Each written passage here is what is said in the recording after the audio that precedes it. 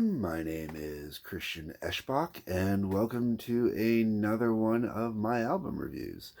Today, I am going all the way back to the beginning of my compact disc collecting, when I got my very first CD player for Christmas in 1992. I got 3 CDs with that CD player.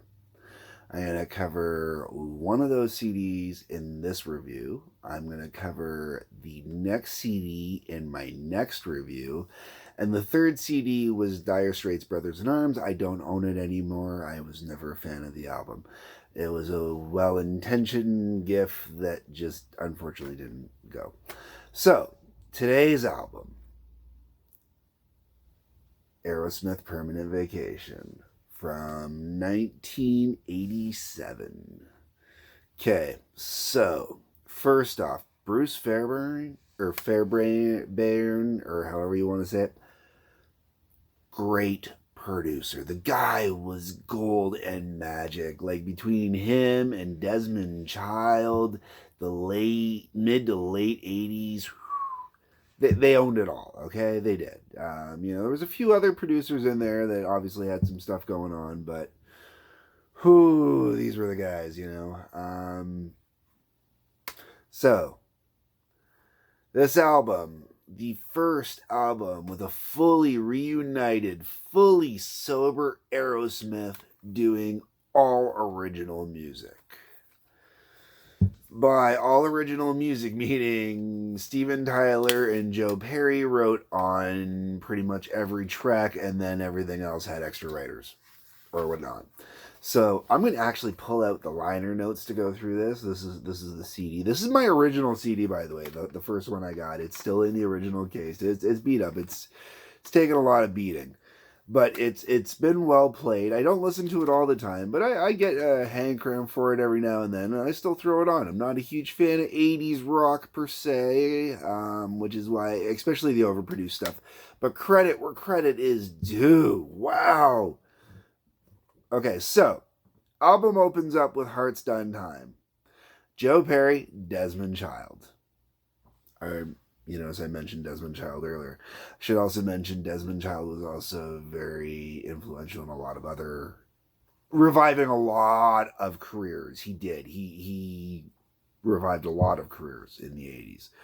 Wrote a lot of great stuff, which all of it, okay, anyways. Heartstone Time, great way to open up the album. It's solid. It gets you going. Pumping. Just really, really good tune. Wonderful song. I enjoy it. Kicks the album off the right way. From there, we go into Magic Touch by Jim Vallance, Steven Tyler, and Joe Perry. Did that out of order, but I don't care. Magic Touch might have actually been a little bit better than Heartstone Time to open the album with. It depends on how you want to look at it. Magic Touch is a little more upbeat, mellow, fun. Heartstone Time has got a little more kick and drive to it. From there, we go into the legendary Ragdoll. Okay, so Steven Tyler, Joe Perry, Jim Vallance, Holly Knight.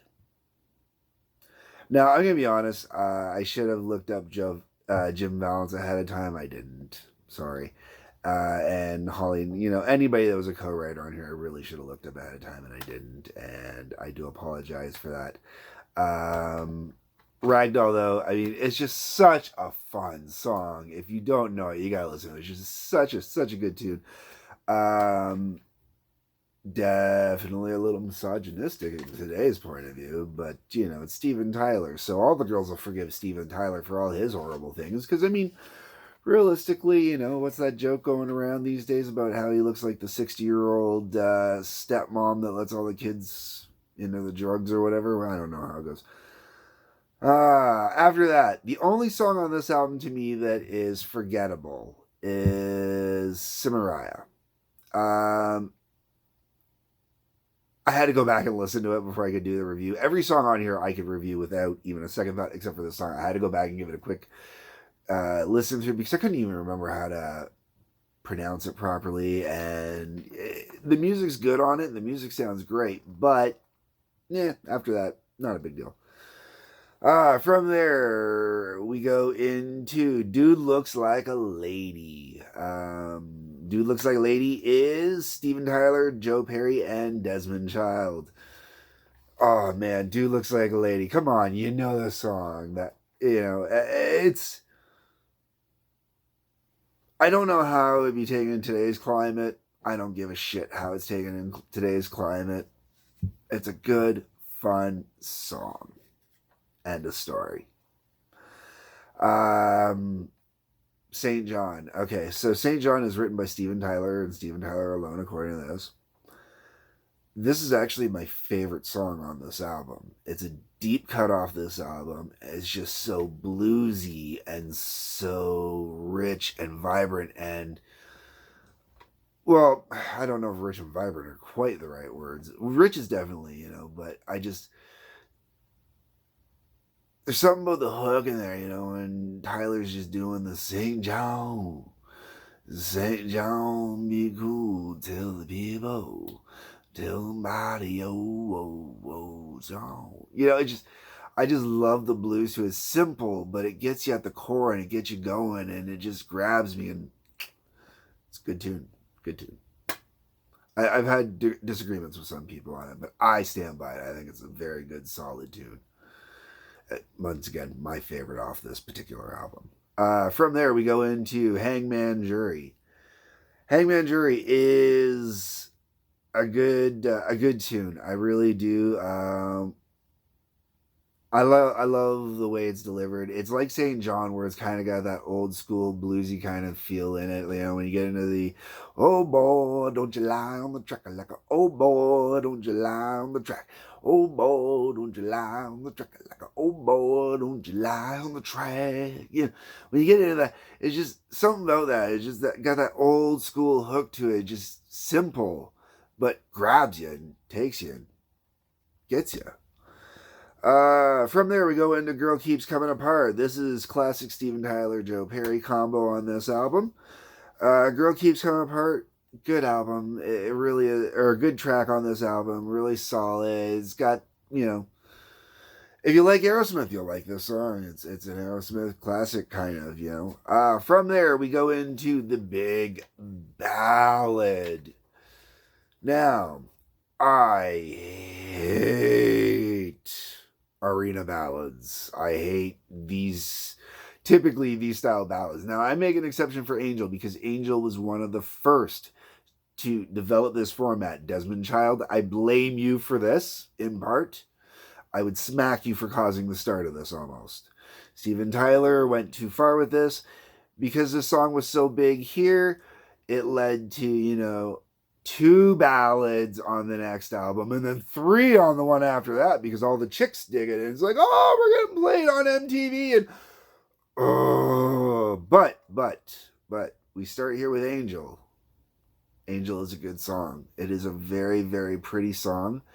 I very much enjoy how it sounds. I think it's fantastic. And this album would definitely be incomplete without it. That's as far as I'm going to go with that. I'm not a ballad person. Not this style of ballad and power ballads. Oh, power ballads.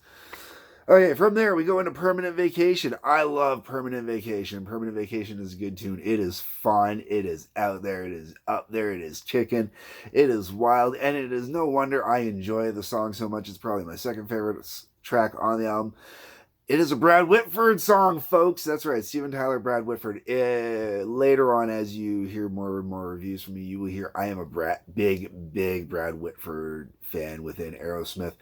My absolute favorite Aerosmith song is a Brad Whitford song as well. But Brad Whitford, man, underrated guitarist, underrated guitarist. But anyways, this song, killer. I am glad that he got on here on this song. Really just beautiful tune.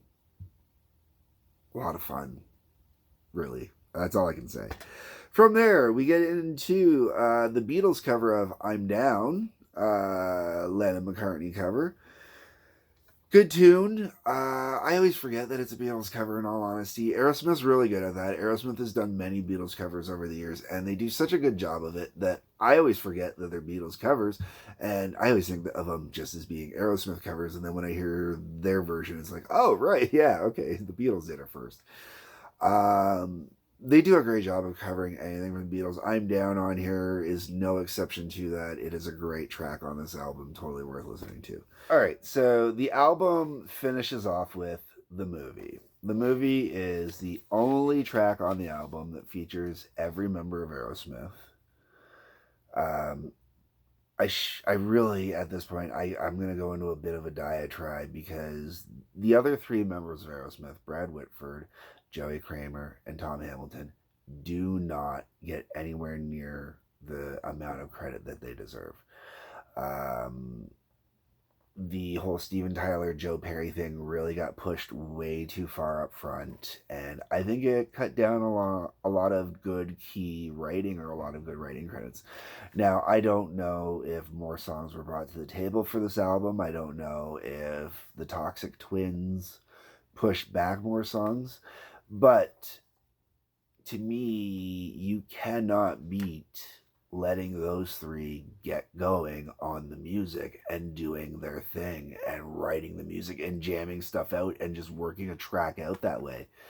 It's a great way to end the album. I love the movie, and I really wish the band had continued more with stuff like that and less with some of the stuff that they got into later.